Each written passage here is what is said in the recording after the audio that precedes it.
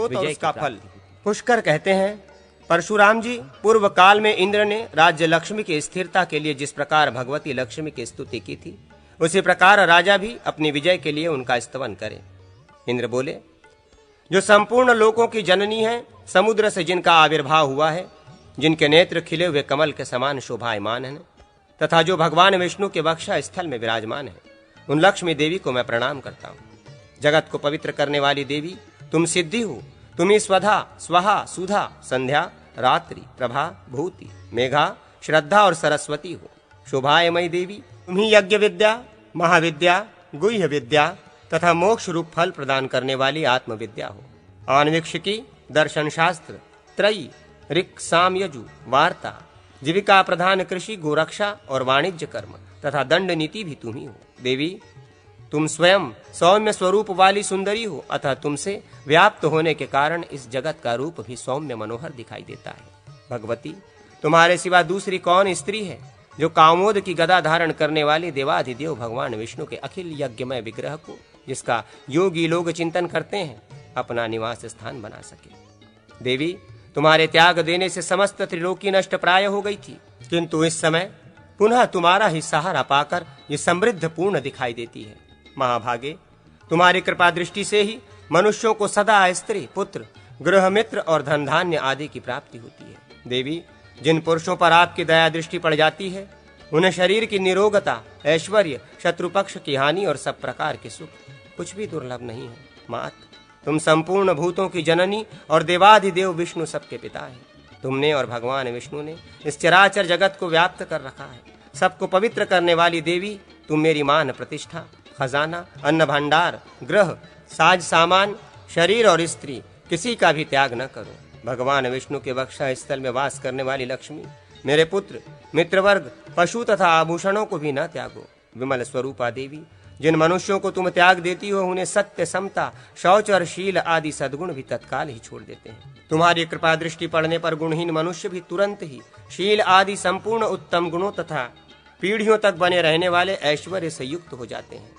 देवी, जिसको तुमने अपनी दया दृष्टि से एक बार देख लिया, वही श्लाघ्य, प्रशंसनीय, गुणवान, धन्यवाद का पात्र, कुलीन, बुद्धिमान, शूर और पराक्रमी हो जाता है। विष्णु प्रिय, तुम जगत की माता हो। जिसकी ओर से तुम मुंह फेर लेती हो, उसके शील आदि सभी गुण तत्काल दुर्गुण के रूप में बदल जाते हैं। कमल के समान नेत्रों वाली देवी, ब्रह्मा जी की जिह्वा भी तुम्हारे गुणों का वर्णन करने में समर्थ नहीं हो सकती। मुझ पर प्रसन्न हो जाओ तथा कभी भी मेरा परित्याग न करो। पुष्कर कहते हैं, इंद्र के इस प्रकार स्तवन करने पर भगवती लक्ष्मी ने उन्हें राज्य के स्थिरता और संग्राम में विजय आदि अभिष्ट वरदान दिया। साथ ही अपने स्रोत का पाठ तथा श्रवण करने वाले पुरुषों के लिए भी उन्होंने भोग तथा मोक्ष मिलने के लिए वर प्रदान किया। अतः मनुष्य को चाहिए कि सदा ही लक्ष्मी के इस स्रोत का पाठ और श्रवण करे। श्री राम के द्वारा उपदिष्ट राजनीति। अग्निदेव कहते हैं, वशिष्ठ, मैंने तुमसे पुष्कर की कही हुई नीति का वर्णन किया है। अब तुम लक्ष्मण के प्रति श्री रामचंद्र द्वारा कही गई विजयदायिनी नीति का निरूपण सुनो। यह धर्म आदि को बढ़ाने वाली है। श्री राम कहते हैं, लक्ष्मण, न्याय, धान्य का छठा भाग लेने आदि के द्वारा धन का अर्जन करना, अर्जित किए हुए धन को व्यापार आदि द्वारा बढ़ाना, उसकी स्वजनों और परिजनों से रक्षा करना तथा उसका सत्पात्र में नियोजन करना, यज्ञादि में तथा प्रजा पालन में लगाना एवं गुणवान पुत्र को सौंपना, ये राजा के 4 प्रकार के व्यवहार बताए गए हैं। राजा नय और पराक्रम से संपन्न एवं भलीभांति उद्योगशील होकर स्वमंडल एवं परमंडल की लक्ष्मी का चिंतन करे।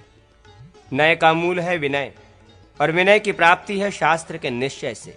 इंद्रिय जय का ही नाम है विनय है, और जो उस विनय से युक्त होता है वही शास्त्रों को प्राप्त करता है। जो शास्त्र में निष्ठा रखता है, उसी के हृदय में शास्त्र के अर्थ, तत्व स्पष्टतया प्रकाशित होते हैं। ऐसा होने से स्वमंडल और परमंडल की श्री प्रसन्न निष्कंटक रूप से प्राप्त होती है।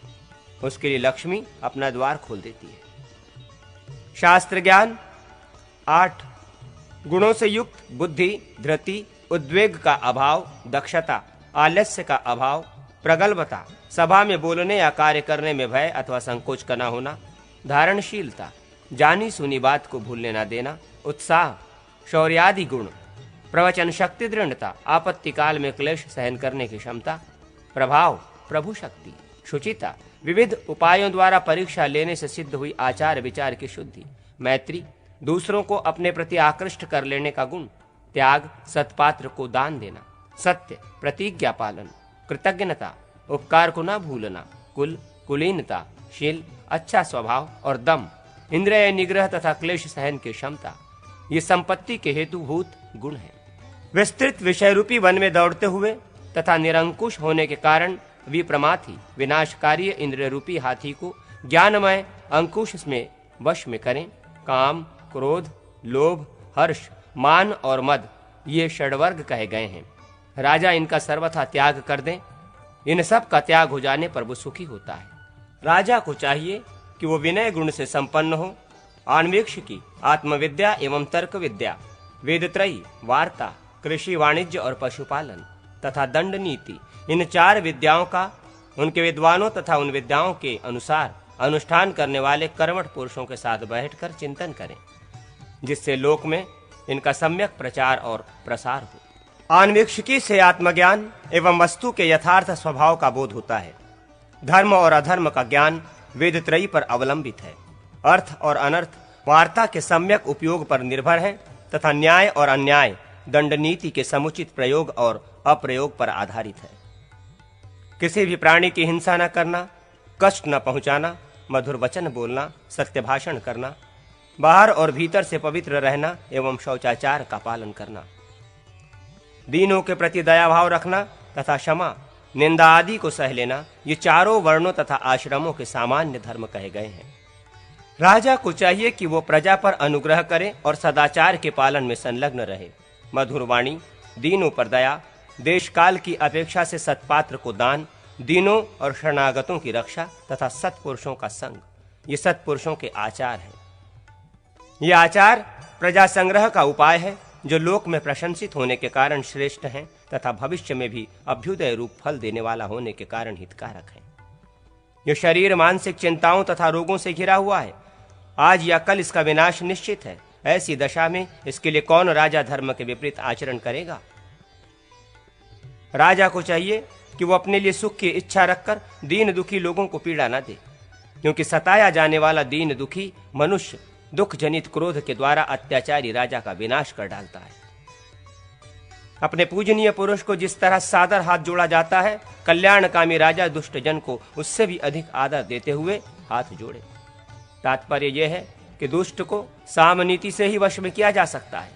साधु सुहृदों तथा दुष्ट शत्रुओं के प्रति भी सदा प्रिय वचन ही बोलना चाहिए। प्रियवादी देवता कहे गए हैं और कटुवादी पशु। बाहर और भीतर शुद्ध रहकर राजा आस्तिकता, ईश्वर तथा परलोक पर विश्वास द्वारा अंतःकरण को पवित्र बनाएं और सदा देवताओं का पूजन करें। गुरुजनों का देवताओं के समान ही सम्मान करें तथा सुहृदों को अपने तुल्य मानकर उनका भली भांति सत्कार करें। वो अपने ऐश्वर्य की रक्षा एवं वृद्धि के लिए गुरुजनों को प्रतिदिन प्रणाम द्वारा अनुकूल बनाएं। अनुचान, सांगवेद के अद्वैता की चेष्टाओं द्वारा विद्यावृद्ध सत्पुरुषों का सामुख्य प्राप्त करें। सुकृत कर्म, यज्ञादि पुण्य कर्म तथा गंध पुष्पादि समर्पण द्वारा देवताओं को अपने अनुकूल करें। सद्भाव, विश्वास द्वारा मित्र का हृदय जीते। संभ्रम, विशेष आदर से बांधवों, पिता और माता के कुलों के बड़े बूढ़ों को अनुकूल बनाएं। स्त्री को प्रेम से तथा भृत्य वर्ग को दान से वश में करें। इनके अतिरिक्त जो बाहरी लोग हैं, उनके प्रति अनुकूलता दिखाकर उनका हृदय जीतें। दूसरे लोगों के कृत्यों की निंदा या आलोचना न करना, अपने वर्ण तथा आश्रम के अनुरूप धर्म का निरंतर पालन करना, दीनों के प्रति दया, सभी लोक व्यवहारों के सबके मीठे मीठे वचन बोलना, अपने अनन्य मित्र का प्राण देकर भी उपकार करने के लिए उद्यत रहना, घर पर आए हुए मित्र या अन्य सज्जनों को भी हृदय से लगाना, उनके प्रति अत्यंत स्नेह एवं आदर प्रकट करना, आवश्यकता हो तो उनके लिए यथाशक्ति धन देना, लोगों के कटु व्यवहार एवं कठोर वचन को भी सहन करना, अपनी समृद्धि के अवसरों पर निर्विकार रहना, हर्ष या दर्प के वशीभूत न होना, दूसरों के अभ्युदय पर मन में ईर्ष्या या जलन न होना, दूसरों को ताप देने वाली बात न बोलना, मौन व्रत का आचरण, अधिक वाचाल न होना, बंधुजनों के साथ अटूट संबंध बनाए हुए रखना, सज्जनों के प्रति चतुरस्रता, अवरक सरल भाव से उनका समाराधन, उनकी हार्दिक सम्मति के अनुसार कार्य करना, ये महात्माओं के आचार है। श्री राम की राजनीति। श्री राम कहते हैं, लक्ष्मण स्वामी, राजा, अमात्य, मंत्री, राष्ट्र, जनपद, दुर्ग, किला, कोष, खजाना, बल, सेना और सुहृद, मित्रादि, ये राज्य के परस्पर उपकार करने वाले 7 अंग कहे गए हैं। राज्य के अंगों में राजा और मंत्री के बाद राष्ट्र प्रधान एवं अर्थ का साधन है, अतः उसका सदा पालन करना चाहिए। इन अंगों में पूर्व अंग पर की अपेक्षा श्रेष्ठ है।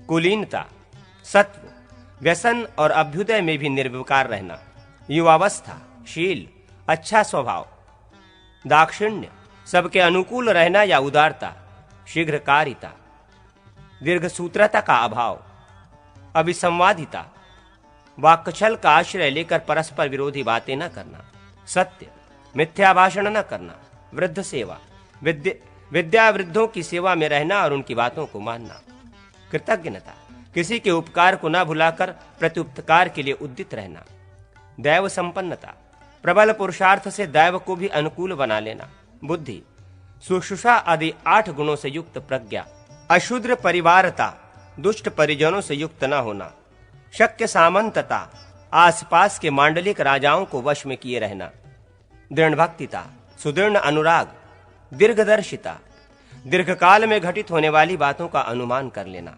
उत्साह, शुद्ध चित्तता, स्थूल लक्ष्यता, अत्यंत मनस्वी होना, विनीतता, जितेंद्रियता और धार्मिकता, ये अच्छे आभिगामिक गुण हैं।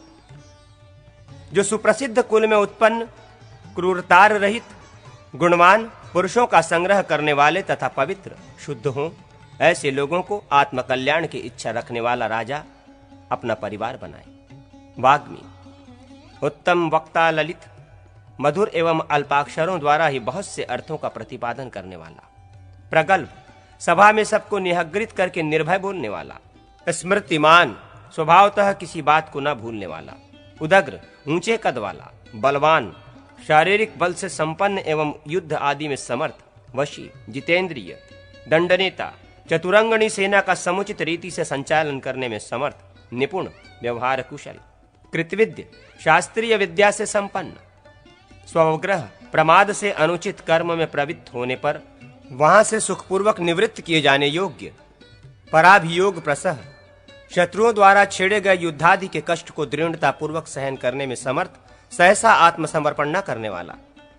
सर्वदृष्ट प्रतिक्रिय, सब प्रकार के संकटों के निवारण के अमोघ उपाय को तत्काल जान लेने वाला। परिच्छिद्रान्नवेशी, गुप्तचर आदि के द्वारा शत्रुओं के छिद्रों के अन्वेषण में प्रयत्नशील। संधि विग्रह तत्ववित्त, अपनी तथा शत्रु की अवस्था के बलाबल भेद को जानकर संधि विग्रह आदि 6 गुणों के प्रयोग के ढंग और अवसर को ठीक ठीक जानने वाला। गूढ़ मंत्र प्रचार, मंत्रणा और उसके प्रयोग को सर्वथा गुप्त रखने वाला। देश काल विभागवित, किस प्रकार की सेना किस देश और किस काल में विजयनी होगी इत्यादि बातों को विभाग पूर्वक जानने वाला। आदाता समग्रथ्यानाम, प्रजा से आदि से न्यायपूर्वक धन लेने वाला। विनियोक्ता, धन को उचित एवं उत्तम कार्य में लगाने वाला। पात्रवित, सत्पात्र का ज्ञान रखने वाला। क्रोध, लोभ, भय, द्रोह, स्तंभ, मान और चपलता, बिना विचारे कार्य कर बैठना, इन दोषों से दूर रहने वाला। परोपताप, दूसरों को पीड़ा देना। पैशून्य, चुगली करके मित्रों में परस्पर फूट डालना। मात्सर्य, डाह, ईर्ष्या, दूसरों के उत्कर्ष को न सह सकना और अनृत, असत्य भाषण, इन दुर्गुणों को लांघ जाने वाला। वृद्धजनों के उपदेश को मानकर चलने वाला। सुलक्षण, मधुरभाषी, मधुर दर्शन, आकृति से सुंदर एवं सौम्य दिखाई देने वाला। गुणारुरागी, गुणवानों के गुणों पर रीझने वाला तथा मितभाषी, नपी तुली बात कहने वाला राजा श्रेष्ठ है। इस प्रकार यहाँ राजा के आत्म संपत्ति संबंधी गुण उसके स्वरूप के उपपादक गुण बताए गए हैं। उत्तम कुल में उत्पन्न, बाहर भीतर से शुद्ध, शौर्य संपन्न, आणवीक्षिकी आदि विद्याओं का जानने वाला, स्वामी भक्त तथा दंड नीति का समुचित प्रयोग करने वाले लोग राजा के सचिव, अमात्य होने चाहिए। जिसे अन्याय से हटाना कठिन न हो, जिसका जन्म उसी जनपद में हुआ हो, जो कुलीन ब्राह्मण आदि, सुशील, शारीरिक बल से संपन्न, उत्तम वक्ता, सभा में निर्भीक होकर बोलने वाला, शास्त्र रूपी नेत्र से युक्त, उत्साहवान, उत्साह संबंधी त्रिविध गुण, शौर्य, अमरस एवं दक्षता से संपन्न, प्रतिपत्तिमान, प्रतिभाशाली, भय आदि के अवसरों पर उनका तत्काल प्रतिकार करने वाला, स्तब्धता, मान और चपलता से रहित, मैत्र, मित्रों के अर्जन एवं संग्रह में कुशल, शील, उष्ण आदि क्लेशों को सहन करने में समर्थ, शुचि, उपदा द्वारा परीक्षा से प्रमाणित हुई शुद्धि से संपन्न, सत्य, झूठ न बोलना, सत्व, व्यसन और अभ्युदय में भी निर्विकार रहना, धैर्य, स्थिरता, प्रभाव तथा आरोग्य आदि गुणों से संपन्न, कृतशिल्प, संपूर्ण कलाओं के अभ्यास से संपन्न, दक्ष, शीघ्रता पूर्वक कार्य संपादन में कुशल, प्रज्ञावान, बुद्धिमान, धारान्वित, अविस्मरणशील, दृढ़ भक्ति,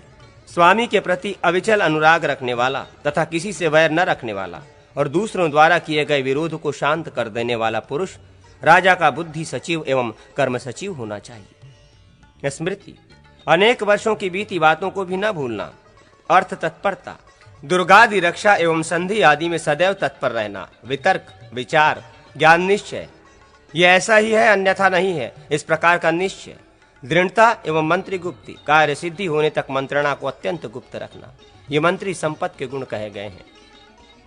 पुरोहित को तीनों वेदों ऋग्वेद, यजुर्वेद और सामवेद तथा दंड नीति के ज्ञान में भी कुशल होना चाहिए।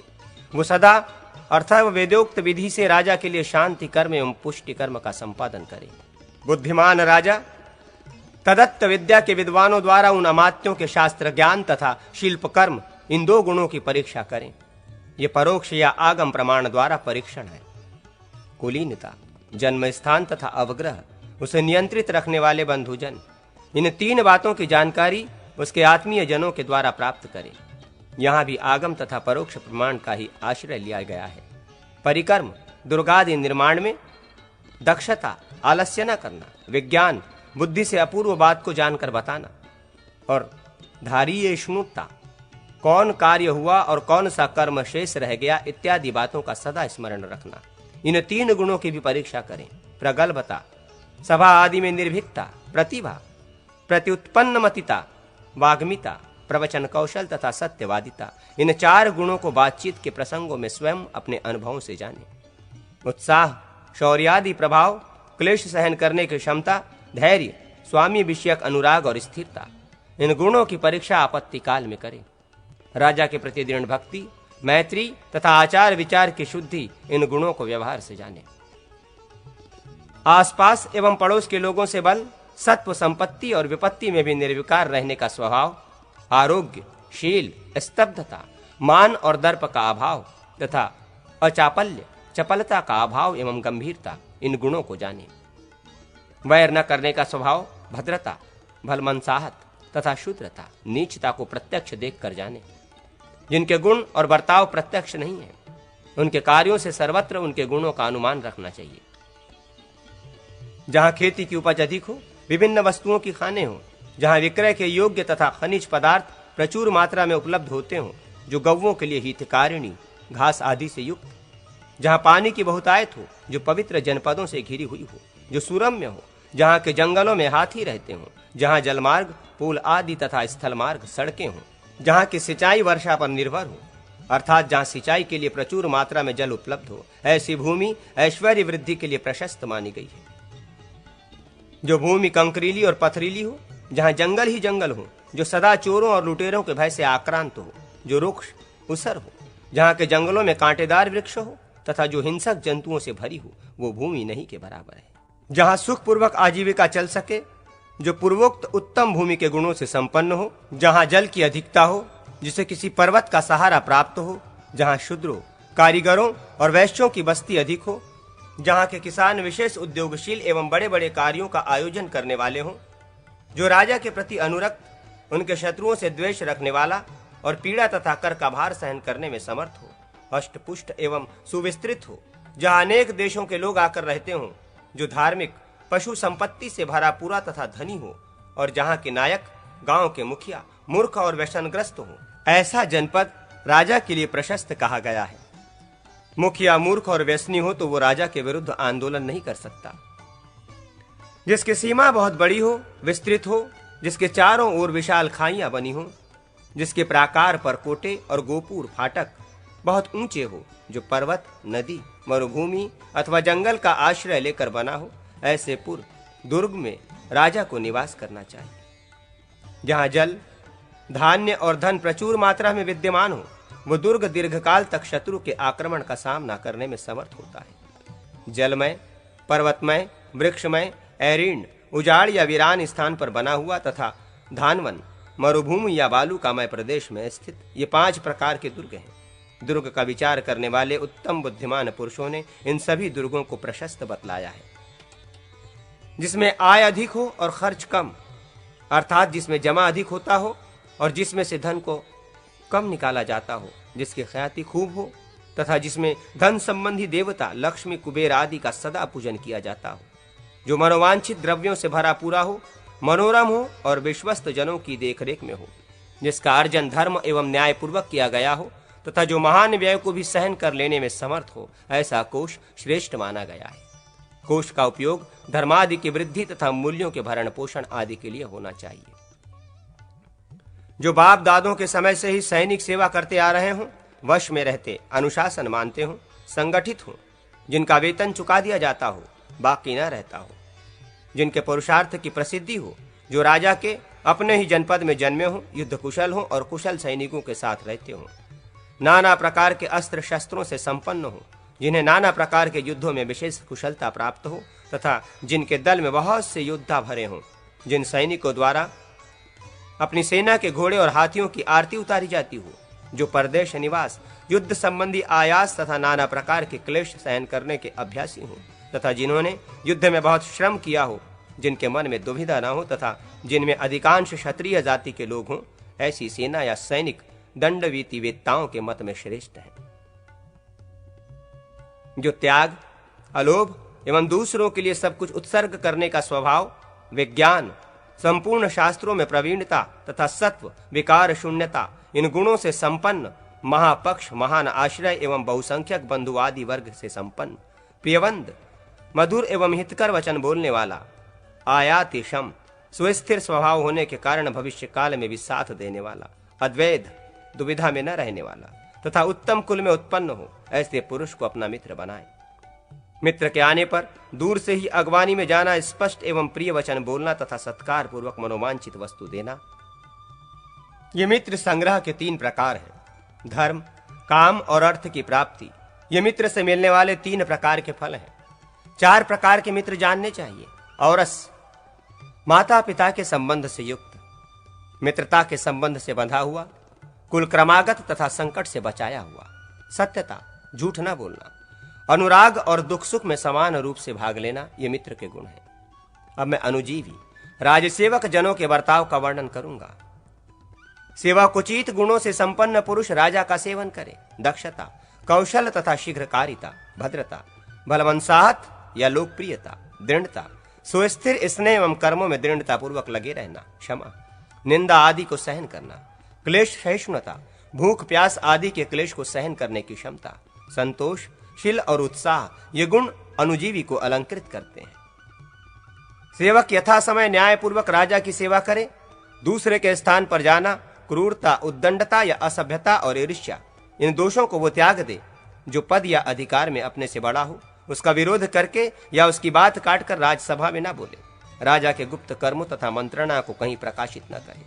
सेवक को चाहिए कि वो अपने प्रति स्नेह रखने वाले स्वामी से ही जीविका प्राप्त करने की चेष्टा करे। जो राजा विरक्त हो, सेवक से घृणा करता हो, उसे सेवक त्याग दे। यदि राजा अनुचित कार्य में प्रवृत्त हो तो उसे मना करना, और यदि न्याय युक्त कर्म में संलग्न हो तो उसमें उसका साथ देना। ये थोड़े से बंधु, मित्र और सेवकों का श्रेष्ठ आचार बताया गया है। राजा मेघ की भांति समस्त प्राणियों को आजीविका प्रदान करने वाला हो, उसके यहाँ आय के जितने द्वार, साधन हो, उन सब पर वो विश्वस्त एवं जांचे परखे हुए लोगों को नियुक्त करे। जैसे सूर्य अपनी किरणों द्वारा पृथ्वी से जल लेता है, उसी प्रकार राजा उन आयुक्त पुरुषों द्वारा धन ग्रहण करे, जिन्हें उन कर्मों के करने का अभ्यास तथा यथार्थ ज्ञान हो, जो उपदा द्वारा शुद्ध प्रमाणित हुए हों तथा जिनके ऊपर जाने समझे हुए गणक आदि कर्ण वर्ग की नियुक्ति कर दी गई हो।